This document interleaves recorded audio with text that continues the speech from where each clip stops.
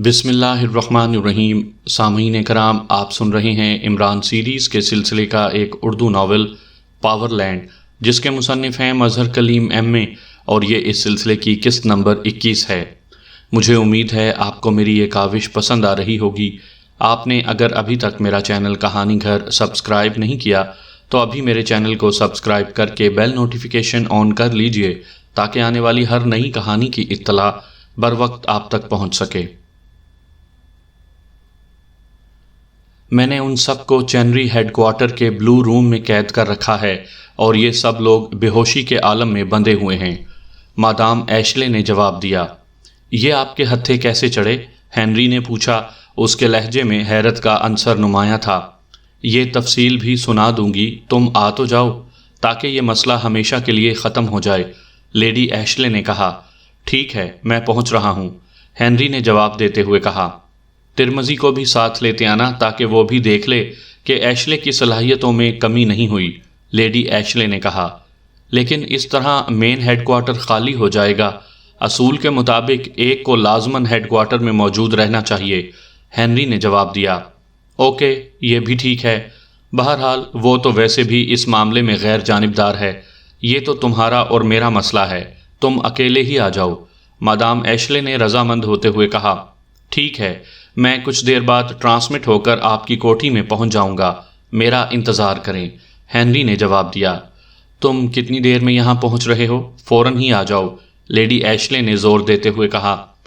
میں نے special laboratory کے ایک اہم مسئلے پر ہائی لیول میٹنگ بلائی ہوئی ہے، یہ بہت ضروری ہے، ورنہ بے حد نقصان کا بھی خطرہ ہے۔ میں بہرحال 1 گھنٹے کے اندر اندر پہنچ جاؤں گا، ہنری نے جواب دیا۔ اوکے، میں انتظار کروں گی، 1 گھنٹے بعد ہی صحیح، مادام ایشلے نے کہا اور پھر ریسیور رکھ دیا۔ اس کے چہرے پر مسرت اور کامیابی کی جھلک کچھ اور بڑھ گئی تھی۔ مادام ایشلے کو یقین تھا کہ بلو روم سے ان قیدیوں کا فرار ناممکن ہے، اس لیے وہ مطمئن تھی۔ ویسے بھی بارکر اور مور وہاں موجود ہی تھے، چنانچہ اس نے میز پر پڑا ہوا ایک رسالہ اٹھایا اور پھر کمرے سے باہر کھڑے ہوئے دربان کو بلا کر بلیک کافی لانے کی ہدایت کر دی۔ اب 1 گھنٹہ تو بہرحال گزارنا ہی تھا۔ عمران ادھ کھلی آنکھوں سے جائزہ لینے میں مصروف تھا، اس کے اعصاب تنے ہوئے تھے۔ دیوار سمٹتے ہی 10 کے قریب مشین گنوں سے مسلح افراد تیزی سے اندر داخل ہوئے اور پھر وہ سائڈوں میں ہوتے چلے گئے۔ ان کے ساتھ ایک لمبا تڑنگا آدمی تھا جس کے چہرے پر خشونت اور غصے کے آثار نمایاں تھے۔ یہ ابھی تک بے ہوش پڑے ہیں؟ اس لمبے تڑنگے آدمی نے ان کی طرف دیکھتے ہوئے کہا۔ یس باس، ایک مسلح شخص نے مودبانہ لہجے میں جواب دیتے ہوئے کہا۔ ٹھیک ہے، باقی پڑے رہیں، البتہ اس کی جگہ بدل دو، لمبے تڑنگے آدمی نے عمران کی طرف اشارہ کرتے ہوئے اپنے ساتھیوں سے مخاطب ہو کر کہا۔ یس باس، اسی مسلح آدمی نے کہا اور پھر اس کے اشارے پر 2 افراد مشین گنوں کو کاندھوں سے لٹکا کر تیزی سے عمران کی طرف بڑھے اور دوسرے لمحے ان دونوں نے دونوں اطراف سے اس اسٹریچر کو اٹھا لیا جس پر عمران لیٹا ہوا تھا۔ وہ دونوں اسٹریچر کو اٹھائے تیزی سے خلا کی طرف بڑھتے چلے گئے۔ عمران اس نئی صورتحال کی بنا پر کوئی فیصلہ نہ کر سکا اور وہ دونوں اسے اٹھائے تیزی سے اس خلا سے باہر نکلتے چلے گئے۔ باہر ایک راہداری تھی اور وہ عمران کا اسٹریچر اٹھائے تیزی سے اس راہداری کے شمال کی طرف بڑھتے چلے گئے۔ راہداری کے اختتام پر ایک دیوار تھی، مگر ان دونوں کے وہاں پہنچتے ہی دیوار خود بخود ایک طرف ہٹ گئی اور وہ اس کی دوسری طرف آ گئے۔ دوسری طرف ایک سنسان سی سڑک تھی جس کے کنارے پر ایک بند ویگن موجود تھی۔ وہ عمران کو اٹھائے اس ویگن کے پچھلے حصے کی طرف بڑھے۔ اسی لمحے ویگن کا پچھلا دروازہ خود بخود کھل گیا اور ان دونوں نے عمران کا اسٹریچر دھکیل کر ویگن کا دروازہ باہر سے بند کر دیا۔ کھٹک کی تیز آواز آئی اور ویگن کے دروازے کو تالا لگ گیا۔ چند لمحوں بعد ویگن تیز رفتاری سے آگے بڑھتی گئی۔ ویگن کے پچھلے حصے پر عمران اکیلا موجود تھا۔ وہ حیران تھا کہ آخر یہ کیا چکر چل پڑا ہے اور اسے یوں اپنے ساتھیوں سے علیحدہ کر کے کہاں لے جایا جا رہا ہے۔ ویگن تیز رفتاری سے چلتی رہی اور پھر تقریباً 20 منٹ کے مسلسل سفر کے بعد اس کی رفتار آہستہ ہونا شروع ہو گئی۔ تھوڑی دیر بعد وہ ایک جھٹکے سے رک گئی اور عمران سمجھ گیا کہ وہ کسی نئی منزل پر پہنچ گیا ہے۔ ویگن کا پچھلا دروازہ ایک بار پھر کھلا اور عمران کے اسٹریچر کو باہر کھینچ لیا گیا۔ عمران نے دیکھا کہ وہ ایک وسیع کوٹھی کے پورچ میں موجود ہے۔ اس کے اسٹریچر کو اٹھائے دونوں افراد تیزی سے عمارت کے اندر بڑھتے چلے گئے۔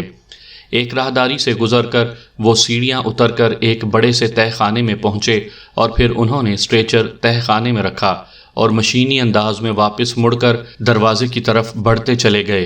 ان کے باہر جاتے ہی دروازہ خود بخود بند ہو گیا۔ اسی لمحے عمران نے ایک جھٹکے سے اپنے آپ کو اسٹریچر کی عارضی بندشوں سے چھڑایا اور پھر وہ تیزی سے دروازے کی طرف بڑھتا چلا گیا۔ اب تک وہ اس لیے خاموش تھا کہ وہ یہ فیصلہ نہ کر سکا تھا کہ اسے پہلے اس بند کمرے میں قید کرنے کے بعد کیوں اس طرح اٹھا کر لایا جا رہا ہے۔ لے آنے والوں کے انداز سے ظاہر تھا کہ وہ عمران کو تو پہچانتے ہیں، لیکن کسی وجہ سے وہ عمران کو علیحدہ کرنا چاہتے ہیں، اور یہی وجہ عمران جاننا چاہتا تھا تاکہ صحیح صورتحال سامنے آ سکے۔ عمران کو اپنے ساتھیوں کی طرف سے زیادہ فکر اس لیے نہ تھی کہ وہ آزاد ہو جانے کے بعد بخوبی اپنا دفاع کر سکتے تھے، اور اس کے ساتھ ساتھ وہ جانتا تھا کہ اگر یہ سارا چکر پاور لینڈ والوں کا ہے تو پھر انہیں زیادہ دلچسپی عمران کے ساتھ ہی ہے۔ عمران نے دروازے کے ہینڈل کو دبا کر اندر کی طرف کھینچا تو دروازہ کھلتا چلا گیا۔ عمران دروازہ کھول کر باہر نکلا اور پھر چھوٹی راہداری سے گزر کر احتیاط سے سیڑھیاں چڑھتا چلا گیا۔ سیڑھیوں کا اختتام جس کمرے میں ہوتا تھا وہاں سے اسے کسی کی آواز آ رہی تھی۔ دروازہ کھلا ہوا تھا۔ عمران دروازے کی اوٹ میں پہنچ کر رک گیا اور پھر اس نے بڑی احتیاط سے اوٹ میں سے جھانکا تو اس نے ان دونوں کو ایک میز کے گرد کھڑے دیکھا۔ میز پر ایک ٹرانسمیٹر رکھا ہوا تھا۔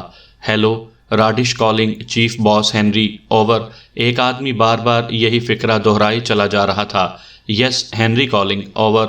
چند لمحوں بعد ایک آواز گونجی اور عمران سنتے ہی سمجھ گیا کہ یہ اسی لمبے تڑنگے آدمی کی آواز ہے جس نے عمران کی جگہ تبدیل کرنے کے لیے کہا تھا۔ عمران کو تہہ خانے میں پہنچا دیا گیا ہے باس، اوور۔ بولنے والے نے مؤدبانہ لہجے میں کہا۔ اس کی کیا پوزیشن ہے، اوور؟ ہنری نے پوچھا۔ وہ ابھی تک بے ہوش ہے باس، اوور، راڈش نے جواب دیا۔ تہہ خانے کے دروازے کو لاک کر دیا ہے نا، اوور؟ ہنری نے سوال کیا۔ نہیں باس، اس کی کیا ضرورت ہے، وہ تو گہری بے ہوشی کا شکار ہے، اوور، راڈش نے جھجکتے ہوئے انداز میں جواب دیتے ہوئے کہا۔ او احمق، نان سینس، وہ انتہائی خطرناک آدمی ہے، وہ کسی بھی وقت ہوش میں آ سکتا ہے۔ فوراً دروازہ باہر سے لاک کر دو اور تم دونوں باہر احتیاط سے نگرانی کرنا۔ اگر وہ کوئی غلط حرکت کرے تو اسے فوراً گولیوں سے بھون ڈالنا، اوور۔ ہنری نے غصے سے چیختے ہوئے کہا۔ بہتر باس، ایسا ہی ہوگا، اوور، راڈش نے جواب دیا۔ اب پروگرام سن لو اچھی طرح اور احتیاط سے۔ میں نے عمران کی جگہ اس کے میک اپ میں دوسرا آدمی بلو روم میں پہنچا دیا ہے۔ اس کے بعد میں لیڈی ایشلے کے ہمراہ وہاں پہنچوں گا اور اس پر ثابت کر دوں گا کہ اس نے جس عمران کو گرفتار کیا ہے وہ نقلی ہے۔ اصلی عمران تو پہلے ہی قتل ہو چکا ہے اور اس کی لاش میرے پاس محفوظ ہے، اور پھر میں اسے لے کر تمہارے پاس پہنچ جاؤں گا۔ روانگی سے پہلے میں تمہیں ریڈ کوشن دے دوں گا۔ ریڈ کوشن ملتے ہی تم نے فوری طور پر عمران پر ریڈ فائر کھول دینا ہے۔ اس سے عمران جھلس اور جل کر ختم ہو جائے گا۔ بس یہ خیال رکھنا کہ اس کا چہرہ قدرے محفوظ رہے۔ ریڈ فائر اس کی ناف پر کر دینا۔ جب وہ ختم ہو جائے تو اس کے جسم پر انجائنا کریم مل دینا تاکہ اس کی لاش پرانی نظر آئے۔ ہمارے پہنچنے سے پہلے یہ کارروائی مکمل ہو جانی چاہیے، اوور، ہنری نے تحکمانہ لہجے میں کہا۔ آپ بے فکر رہیں باس، ہم اپنے فرائض سے مکمل طور پر آگاہ ہیں، اوور، راڈش نے جواب دیتے ہوئے کہا۔ اوکے، اوور اینڈ آل، دوسری طرف سے کہا گیا، اور پھر ریڈش نے ہاتھ بڑھا کر ٹرانسمیٹر کا بٹن آف کر دیا۔ جیگر، تم جا کر تہہ خانے کا دروازہ باہر سے لاک کر دو اور خود وہیں ٹھہر کر نگرانی کرو۔ میں اسٹور سے ریڈ کوشن ریسیور، انجائنا کریم اور ریڈ فائر اٹھا کر لے آؤں، کیونکہ ریڈ کوشن کے بعد ہمیں تمام کارروائی سیکنڈوں میں مکمل کرنا ہوگی۔ راڈش نے اپنے ساتھی سے مخاطب ہو کر کہا۔ ٹھیک ہے، جیگر نے سر ہلاتے ہوئے کہا، اور پھر وہ مڑ کر سیڑھیوں والے دروازے کی طرف بڑھنے لگا، جبکہ راڈش قریبی دروازے سے باہر نکل گیا۔ عمران دروازے کی اوٹ میں خاموش کھڑا ہوا تھا۔ پھر جیسے ہی جیگر سیڑھیاں اترنے کے لیے دروازہ کراس کرتا ہوا اوٹ سے سامنے آیا، عمران بھوکے چیتے کی طرح اس پر جھپٹ پڑا۔ اس نے انتہائی برق رفتاری سے اس کی گردن کے گرد اپنا ایک بازو ڈال کر اسے اپنے سینے سے چپکا لیا۔ مشین گن چونکہ جیگر کے کاندھے سے لٹکی ہوئی تھی، اس لیے وہ اب اسے استعمال نہ کر سکتا تھا۔ جیگر اس اچانک حملے پر گھبرا گیا اور اسی لمحے سے عمران نے فائدہ اٹھایا۔ جیگر کی گردن کے گرد جیسے ہی اس کا بازو صحیح طریقے سے جما، اس نے انتہائی زوردار جھٹکا دیا اور جیگر کا جسم بری طرح پھڑ پھڑانے لگا، مگر عمران نے دوسرے بازو سے اس کے نچلے جسم کو اپنے جسم کے ساتھ رکھ کر جکڑا ہوا تھا، اس لیے جیگر باوجود کوشش کے اپنے آپ کو عمران کی گرفت سے نہ بچا سکا تھا۔ عمران نے بازو کو دوسرا جھٹکا دیا۔ یہ جھٹکا پہلے سے کہیں زیادہ زوردار تھا اور اس بار کڑک کی آواز ابھری اور جیگر کا جسم یکلخت ڈھیلا پڑتا چلا گیا اور اس کی گردن ٹوٹ چکی تھی۔ عمران کو جب یقین ہو گیا کہ جیگر واقعی مر چکا ہے تو اس نے گردن کے گرد لپٹا ہوا بازو ہٹایا اور دوسرے ہاتھ سے اس کے جسم کو سنبھال کر اس نے اس کے کاندھے سے لٹکی ہوئی مشین گن اتار لی اور پھر اس کے مردہ جسم کو سیڑھیوں سے نیچے لڑکا دیا اور جیگر کا مردہ جسم لڑکتا ہوا آخری سیڑھی سے نیچے راہداری کے فرش پر جا گرا۔ عمران ہاتھ میں مشین گن سنبھالے دروازے کی اوٹ سے نکلا اور تیزی سے چلتا ہوا کمرے کے اس دروازے کے پیچھے جا کر رک گیا جس سے راڈش باہر نکلا تھا۔ چند لمحوں بعد ہی قدموں کی آواز باہر برآمدے میں ابھری، آنے والا اسی دروازے کی طرف ہی آ رہا تھا۔ عمران نے ہاتھ میں پکڑی ہوئی مشین گن کو نال کی طرف سے پکڑ لیا اور پھر راڈش بڑے اطمینان سے چلتا ہوا کمرے میں داخل ہوا۔ اسے عمران کی وہاں موجودگی کا ذرہ برابر بھی علم نہ ہو سکا۔ اس نے ایک بڑا سا بیگ اٹھایا ہوا تھا۔ جیسے ہی راڈش کی پشت عمران کی طرف ہوئی، عمران کا ہاتھ بجلی کی سی تیزی سے لہرایا اور مشین گن کا دستہ پوری قوت سے راڈش کی کھوپڑی پر پڑا۔ راڈش کے منہ سے چیخ نکلی اور وہ منہ کے بل فرش پر گرتا چلا گیا۔ بیگ اس کے ہاتھ سے ضرب لگتے ہی نکل گیا تھا۔ اس نے نیچے گرتے ہی اٹھنے کی کوشش کی، لیکن عمران نے اسے مڑ کر دیکھنے کی مہلت نہ دی اور مشین گن کی دوسری ضرب اس کی کھوپڑی پر جما دی اور راڈش بے حس و حرکت ہو گیا۔ عمران نے اسے پلٹ کر سیدھا کیا اور پھر جھک کر اس کی نبض کو دیکھنے لگا۔ نبض بتا رہی تھی کہ راڈش گہری بے ہوشی میں مبتلا ہو چکا ہے اور اب کم از کم 2-3 گھنٹوں سے پہلے اس کا ہوش میں آنا ممکن نہیں تھا۔ عمران نے فرش پر پڑا بیگ اٹھایا اور اسے غور سے دیکھنے لگا۔ اس میں ایک گیس لائٹ ٹائپ کا آلہ موجود تھا جس کا شیشہ سرخ رنگ کا تھا اور عمران سمجھ گیا کہ یہ ریڈ کوشن ریسیور ہے۔ اس کے ساتھ ہی ایک لمبی سی نلکی تھی جس پر سرخ رنگ کا پینٹ تھا۔ اس نلکی کا ایک سرا سوئی کی طرح باریک تھا جبکہ پچھلے سرے پر سفید رنگ کا پریسنگ بٹن تھا۔ نلکی کے اوپر کسی نامانوس سی زبان کے چند الفاظ بھی درج تھے۔ اس کے علاوہ بیگ میں سفید رنگ کی کریم کی ایک بڑی سی بوتل تھی۔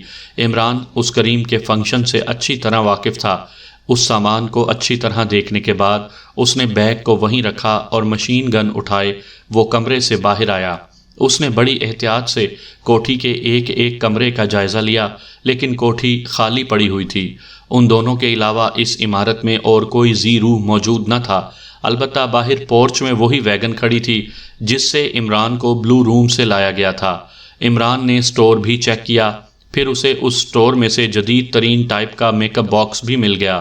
اس نے وہ باکس اٹھایا اور پھر واپس اسی کمرے میں پہنچ گیا جہاں راڈش بے ہوش پڑا ہوا تھا۔ عمران نے اس کی قد و قامت دیکھتے ہی اسے صرف بے ہوش کرنے پر اکتفا کیا تھا۔ اس نے اس کا لباس اتار کر خود پہنا اور اپنا لباس اسے پہنا دیا۔ اس کے بعد اس نے میک اپ باکس کھولا اور پھر راڈش کے چہرے پر اپنا میک اپ کرنا شروع کر دیا۔ اس کے ہاتھ اور چہرے پر اپنا میک اپ کرنے کے بعد اس نے اس کی آنکھوں کا رنگ بھی ایک شیشی میں سے چند قطرے ڈال کر بدل دیا۔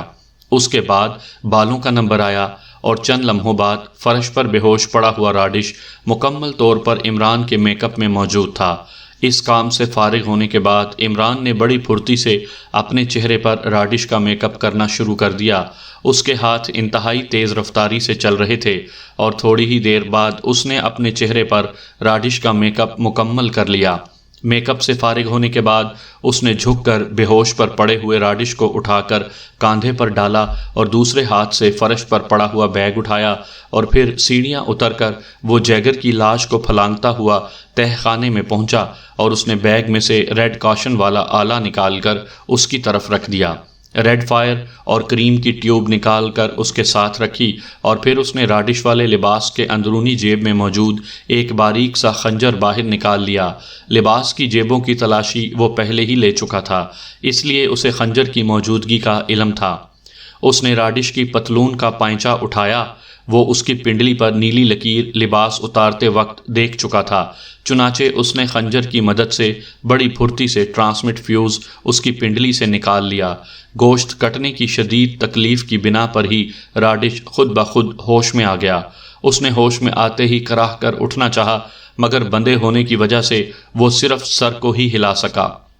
عمران ٹرانسمٹ فیوز کو رومال میں لپیٹ کر اپنی جیب میں منتقل کر چکا تھا۔ راڈش نے جب آنکھیں کھول کر اپنے سامنے کھڑے عمران کو دیکھا تو حیرت کی زیادتی سے اس کی آنکھیں پھٹنے کے قریب ہو گئیں، کیونکہ اسے اپنے سامنے اپنی ہی شکل نظر آ رہی تھی۔ کون ہو تم؟ اس نے ہکلاتے ہوئے پوچھا۔ راڈش۔ عمران نے راڈش کے ہی لہجے میں جواب دیا اور راڈش اپنا ہی لہجہ سن کر حیرت کی شدت سے دوبارہ بے ہوش ہوتے ہوتے بچا۔ اسے اس حیرت کی وجہ سے اپنی ٹانگ کی تکلیف بھی بھول گئی۔ میں تمہارا ہمزاد ہوں راڈش، اور سنو، میرے پاس اتنا وقت نہیں ہے کہ میں تمہیں انٹرویو دیتا رہوں۔ اگر تم اپنی جان بچانا چاہتے ہو تو میرے 2 سوالوں کے جواب دے دو۔ عمران نے انتہائی سخت لہجے میں کہا۔ مگر تم کون ہو؟ راڈش تو میں ہوں، راڈش نے الجھے ہوئے لہجے میں کہا۔ سنو، تم نے یہ بتانا ہے کہ ہنری کا پاور لینڈ میں کیا عہدہ ہے؟ عمران نے سوال کرنے کے ساتھ ہی اس کے سینے پر رکھا ہوا خنجر اٹھا کر اس کی نوک اس کی گردن پر رکھ دی تھی۔ وہ چیف باس ہے، راڈش نے قدرے خوف زدہ لہجے میں کہا۔ لیڈی ایشلے اس کی ماتحت ہے؟ عمران نے دوسرا سوال کرتے ہوئے پوچھا۔ نہیں، وہ چیئرمین ہے، ہنری اور ترمزی ڈائریکٹرز ہیں، راڈش نے جواب دیا۔ پاور لینڈ میں داخلے کا ٹرانسمٹ کے علاوہ اور راستہ کون سا ہے؟ عمران نے خنجر کی نوک کو قدرے زور سے دباتے ہوئے کہا۔ کوئی راستہ نہیں ہے، اسے مخصوص لہروں سے کیموفلاج کر دیا گیا ہے، صرف ٹرانسمیشن نظام سے ہی وہاں انسان اور دوسری چیزیں جا سکتی ہیں۔ میں سچ کہہ رہا ہوں، دوسرا کوئی راستہ نہیں ہے، راڈش نے تکلیف سے کراہتے ہوئے جواب دیا۔ بلو روم سے عمران کو کیوں نکالا گیا ہے؟ عمران نے چند لمحوں کی خاموشی کے بعد پوچھا۔ مگر تم؟ راڈش نے شاید سنبھل کر سوال کرنا چاہا، مگر اس سے پہلے کہ اس کا سوال مکمل ہوتا، عمران نے خنجر کی نوک کو اور زیادہ دبا دیا اور راڈش بے اختیار سر مارنے لگا۔ اس کا چہرہ تکلیف کی شدت سے بگڑتا چلا گیا۔ بتاؤ، ورنہ ابھی شہرک کاٹ دوں گا، عمران نے غراتے ہوئے کہا۔ بتاتا ہوں، راڈش نے خوف زدہ لہجے میں جواب دیا اور عمران نے خنجر پر دباؤ کم کر دیا۔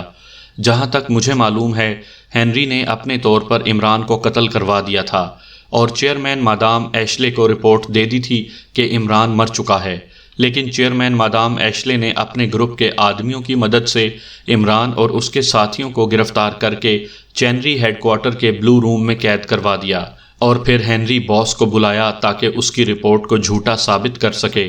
باس ہنری کو معلوم ہوا تو اس نے ہمیں ساتھ لیا، ہم اس کے گروپ کے آدمی ہیں، اور وہ پھر ہمیں لے کر چینری ہیڈ کوارٹر پہنچ گیا۔ چینری ہیڈ کوارٹر باس ہنری نے تعمیر کرایا تھا، اس لیے بلو روم کا ایک خفیہ راستہ اسے معلوم تھا۔ اس نے اپنی بات سچ منوانے کے لیے وہاں سے عمران کو اغوا کر لیا اور اس کی جگہ عمران کے میک اپ میں اپنا آدمی لٹا دیا۔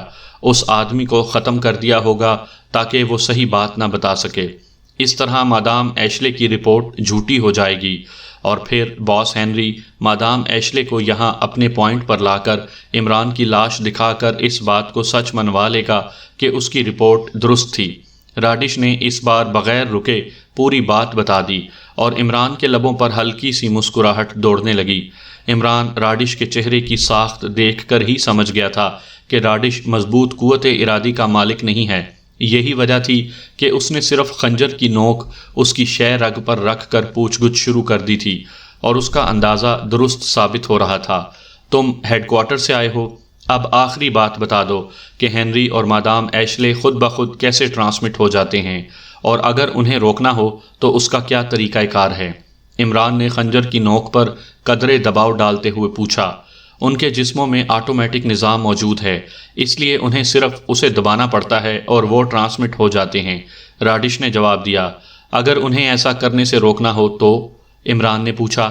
ایک ہی صورت ہے کہ وہ اس فیوز کو دبا نہ سکیں، ان کے ہاتھ باندھ دیے جائیں، راڈش نے جواب دیا۔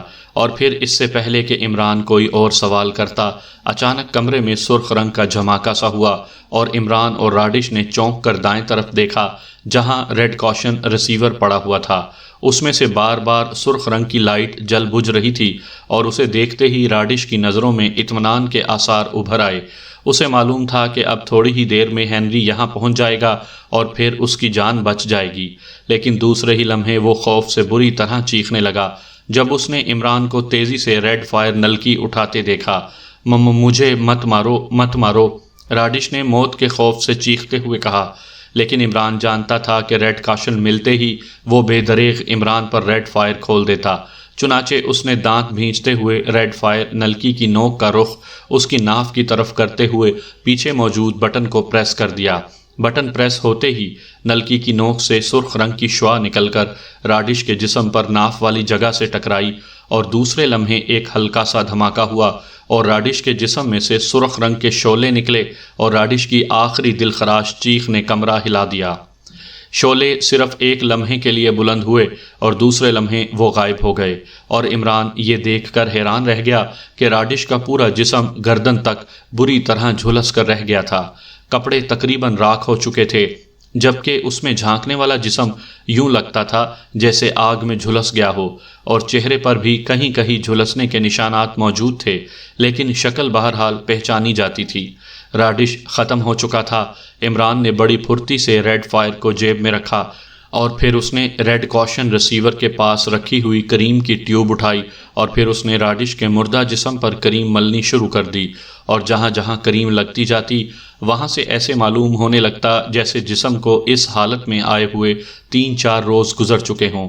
نمایاں حصوں پر کریم لگانے کے بعد عمران نے ٹیوب بند کی اور پھر اسے جیب میں ڈال کر وہ تیزی سے مڑا اور پھر ریڈ کاشن ریسیور جو اب بند ہو چکا تھا اٹھا کر وہ کمرے سے باہر آ گیا اور دروازہ بند کر کے وہ تیزی سے سیڑھیاں چڑھتا چلا گیا۔ مشین گن اس کے کاندھے سے ابھی تک لٹکی ہوئی تھی۔ ریڈ کاشن ریسیور اس نے انتہائی تیزی سے جا کر سٹور روم میں رکھا اور پھر دوبارہ برآمدے میں آ کر کھڑا ہو گیا۔ ابھی اسے وہاں کھڑے ہوئے چند ہی لمحے گزرے ہوں گے کہ کوٹھی کا پھاٹک خود بخود کھلا اور پھر ایک سیاہ رنگ کی کار اندر داخل ہوئی اور پھر کار کی سٹیئرنگ سیٹ پر بیٹھے ہوئے ہنری کے ساتھ موجود لیڈی ایشلے کو اس نے دور ہی سے پہچان لیا۔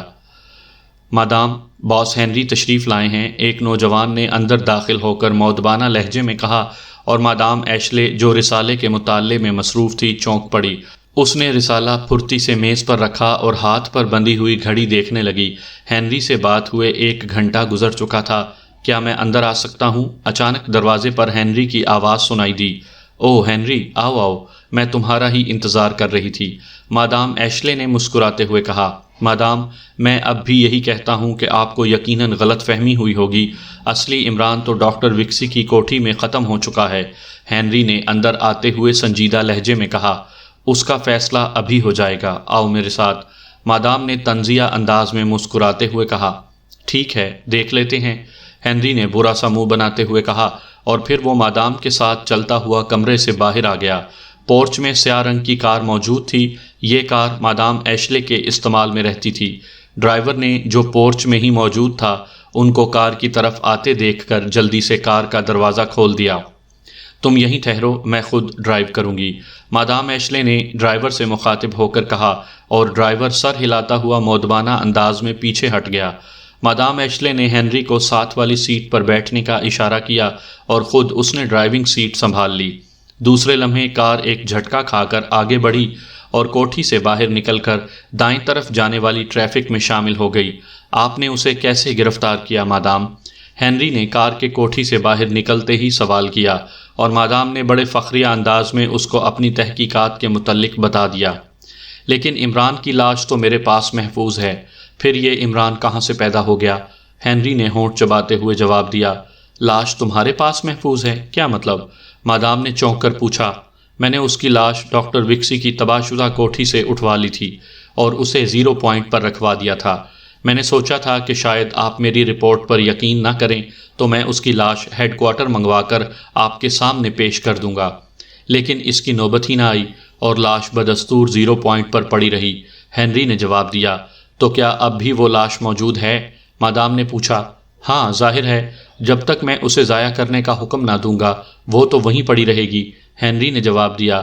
یہ تو اچھا ہوا، اب چینری ہیڈ کوارٹر سے تمہاری تسلی کے بعد ہم 0 پوائنٹ جا کر اس لاش کو بھی چیک کر لیں گے کہ وہ کس کی لاش ہے، مادام نے چہکتے ہوئے لہجے میں کہا، اور ہنری کے لبوں پر ہلکا سا طنزیہ تبسم پھیل گیا۔ وہ سوچ رہا تھا کہ اگر مادام کو پتہ چل جائے کہ 1 گھنٹے کی مہلت اس نے کیوں لی تھی اور اس 1 گھنٹے کے دوران کس طرح عمران کو تبدیل کیا جا چکا ہے تو مادام کا کیا رد عمل ہوگا۔ لیکن ظاہر ہے مادام کو اس کا پتہ ہی نہ چل سکتا تھا۔ مادام تو ایک طرف رہی، ہیڈ کوارٹر میں موجود افراد تک کو اس تبدیلی کا علم نہ تھا۔ مختلف سڑکوں سے گزرنے کے بعد مادام کی کار ایک رہائشی کالونی میں داخل ہوئی اور پھر سرخ رنگ کی ایک بڑی سی کوٹھی کے گیٹ کے سامنے جا کر رک گئی۔ مادام نے مخصوص انداز میں 3 بار ہارن بجایا تو گیٹ کی چھوٹی کھڑکی کھلی اور ایک لمبا تڑنگا نوجوان باہر نکل آیا۔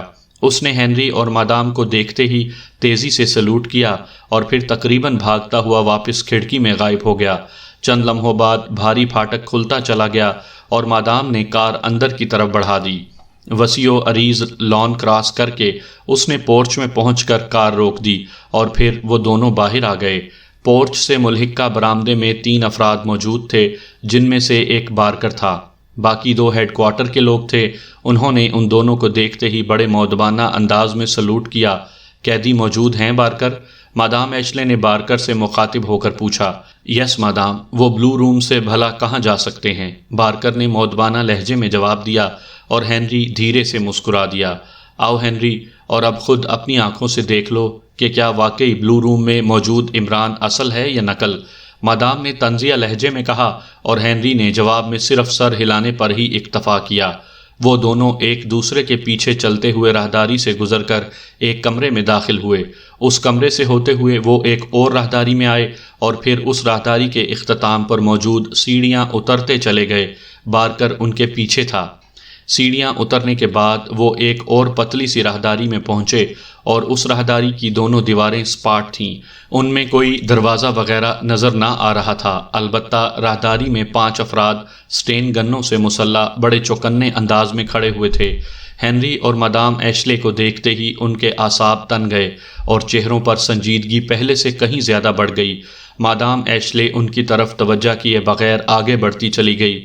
ہنری اس کے پیچھے تھا اور سب سے آخر میں بارکر تھا۔ راہداری کے اختتام سے ذرا پہلے مادام ایشلے رک گئی۔ دروازہ کھولو، مادام ایشلے نے سنجیدہ لہجے میں کہا، اور بارکر نے آگے بڑھ کر سپاٹ دیوار کی ایک ابھری ہوئی اینٹ کو دبایا تو اس ابھری ہوئی اینٹ سے ذرا ہٹ کر دیوار میں ایک دروازہ نمودار ہوا جس کے لوہے کے پٹ بند تھے۔ بارکر نے دروازے کے ہینڈل کو مخصوص انداز میں 3 بار نیچے اور 2 بار اوپر کیا اور پھر دروازے پر دباؤ ڈالا تو دروازہ کھلتا چلا گیا، اور پھر دروازہ کھلتے ہی بارکر بڑے مؤدبانہ انداز میں ایک طرف ہٹ گیا اور مادام ایشلے اور ہنری اندر داخل ہو گئے۔ ان کے بعد بارکر اندر داخل ہوا۔ کمرہ خاصا بڑا تھا۔ اس کی دائیں ہاتھ والی دیوار خالی تھی جبکہ باقی تینوں دیواروں کے ساتھ بڑی بڑی مشینیں نصب تھیں۔ درمیان میں ایک بڑی سی میز تھی جس کے پیچھے 2 کرسیاں رکھی ہوئی تھیں۔ مادام ایشلے اور ہنری ان کرسیوں پر بیٹھ گئے۔ بارکر نے سائیڈ کی دیوار میں لگی ہوئی ایک مشین کا بٹن دبا دیا۔ بٹن دبتے ہی مشین میں گڑ گڑاہٹ کی آواز پیدا ہوئی اور اس کے ساتھ ہی سپاٹ دیوار یوں روشن ہوتی چلی گئی جیسے شفاف شیشے کی بنی ہوئی ہو۔ چند لمحوں بعد اس دیوار سے دوسری طرف کا حصہ صاف نظر آنے لگا۔ یہ ایک اور وسیع کمرہ تھا جس میں کہیں کوئی دروازہ یا روشن دان نظر نہیں آ رہا تھا۔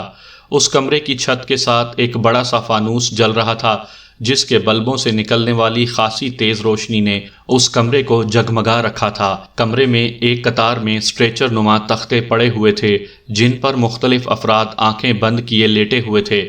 ان سب کے جسموں کو چمڑے کے سٹریپر سے باندھ دیا گیا تھا ان میں ایک عورت اور 2 دیو ہیکل حبشی بھی موجود تھے۔ دیکھو ہنری، یہ ہیں عمران اور اس کے ساتھی۔ مادام ایشلے نے بڑے فاخرانہ انداز میں ہنری سے مخاطب ہو کر کہا۔ باقی ساتھیوں کو تو میں جانتا نہیں، اس لیے کچھ کہہ نہیں سکتا، البتہ انتہائی بائیں جانب جو شخص پڑا ہوا ہے وہ شکل سے تو عمران لگتا ہے، لیکن اس کا قد و قامت عمران کی طرح نہیں ہے، مگر اس سے ملتا جلتا ضرور ہے۔ ہنری نے برا سا منہ بناتے ہوئے جواب دیا۔